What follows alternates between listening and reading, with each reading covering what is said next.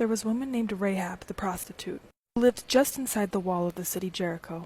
Now the people of the city had heard about the Hebrews and how they were freed from captivity in Egypt, and all the miracles that their God had done, and they were terrified, because they were coming to take the promised land. However, Rahab believed in the Lord, and she had faith in him. The Hebrews' leader Joshua sent out spies to spy out Jericho, and they stayed at Rahab the prostitute's house. And while they were there, she protected them. A kinsman came and asked where the spies were, and Rahab pointed them in another direction. And when the kinsman had gone, she brought the Hebrew spies out and said to them, I believe that the Lord your God is Lord of the heavens and the earth. Please spare me and my family when you take over this city. We will, but make sure to put this red rope on your window so our people know to save you. She had faith, and she did as they said. And because of her faith, when the Hebrews came to take Jericho, Rahab and her family were saved.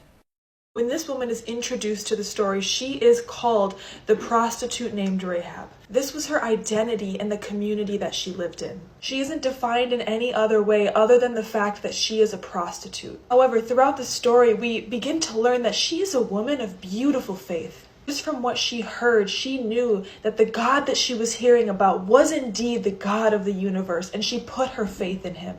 And despite the fact that she was a prostitute, despite her mistakes, she was saved. God didn't save her because of her works, but because of her faith. To God, her identity was not the prostitute Rahab. Her identity was Rahab, my daughter of faith. What is your identity in? Is it your job, or your sexuality, or your achievements, or maybe your failures? Is it your health? Or is your identity in the living God and who he says you are? God declares us as beautifully and wonderfully made. We are made in his image. We are his sons and daughters. Let your identity be in Christ. And don't be defined by your mistakes or your achievement or your job, but by God and who he says you are.